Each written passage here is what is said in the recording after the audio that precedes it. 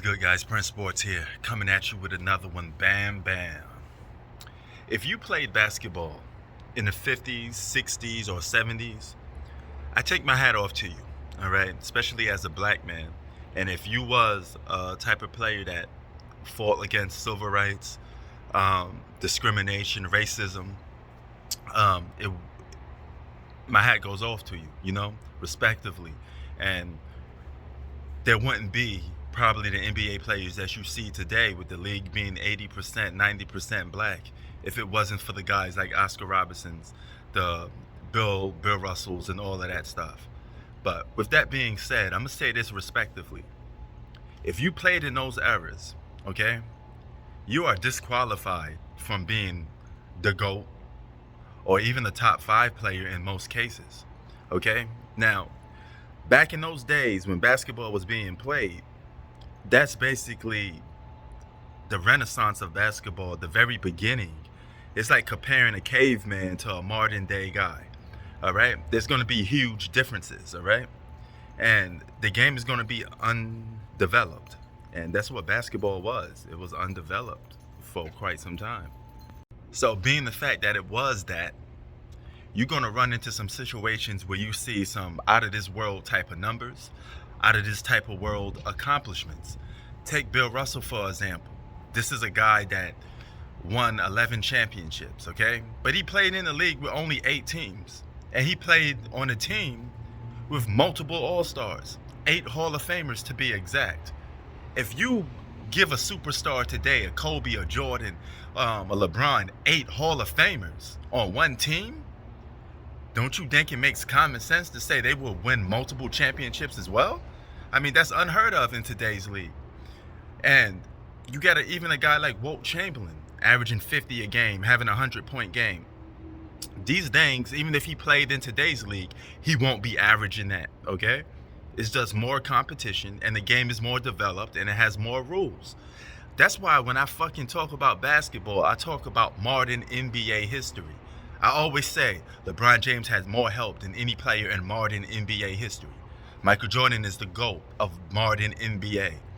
That's what I speak on, okay? I don't cover 50s, 60s, and 70s. I speak on it loosely because that's a different time frame. You might as well be a complete different NBA. The rules was completely different.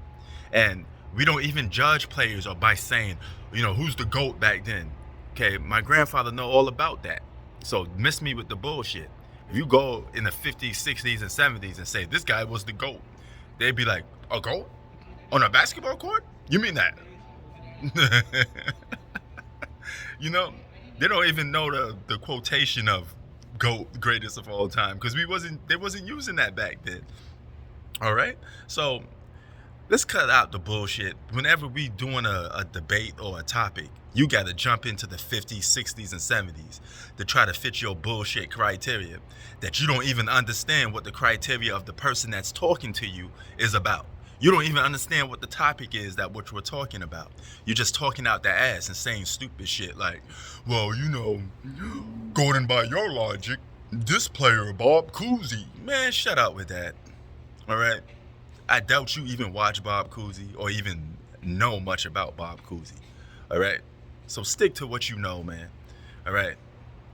And let's get off the bullshit and stop telling me about players that you don't even respect, but you just using their name in vain to try to make your bullshit point that makes no sense.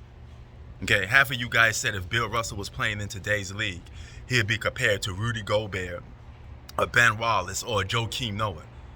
Okay? Most of those guys aren't considered the best basketball players in the league. All right, and they don't win multiple championships. Okay? So you already disqualified yourself from even talking about Bill Russell, the Bob Cousys, and all these other players, all right? Because you yourself don't even believe those guys are the GOAT, and I'm pretty sure you think Kobe, LeBron, and Jordan are all better than those guys. So miss me with the bullshit, because you know damn well when I speak basketball, I am not talking about or referring to the 50s, 60s, or 70s. I wasn't even born for those fucking times. Okay? I wasn't watching basketball in those damn times. All right? That is not my era. I cover the 80s and up. modern NBA. And pretty soon, the 80s and 90s will be my 50s and 60s to what it was to my grandpops. Okay? A couple decades from now, 80s and 90s won't even be considered modern. Okay? So I would be an older person, and that would be my knowledge of basketball. That means it gets even increased because I go from the 80s until now, even more decades of basketball. But you need to stop with the bullshit, okay? You talk about shit that you don't even believe in your own self. That's why I don't take a lot of you guys serious when you talk about basketball, because you're talking on shit that you don't even know about. You're talking about criterias and logics that you make up yourself because you don't understand the person that's making the material, me, what it's even about. I could tell some of you guys in the comment section have no idea what the fuck you're talking about. All right? Do you even listen to what people are saying? Or in the words of Jay-Z, do the words just skim do it? All right? Just go out one ear to the other and you hear what you want to hear. You stay constantly playing musical chairs and moving shit around. You don't even understand what the hell you're talking about. Okay? So make sure, before you misquote people, make sure you understand what they're talking about. Okay? Before you make a comment. All right? Because you're going to make yourself look stupid. All right? So get off the whole John Evercheck, Bob Cousy. Dog, you don't even watch these guys play. You don't even know nothing about these guys. Okay? They played in a complete different era, complete different rules. And that whole GOAT shit didn't even start it into the modern NBA history, which is the 80s.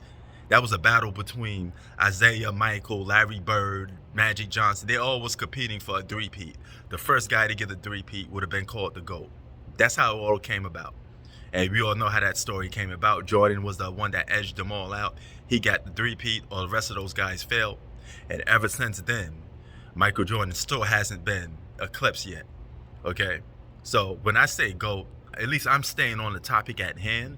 And I'm talking about my generation, okay, and the next generation up, moving forward, instead of talking about shit that you don't know about, okay? Man, I'm out. Peace.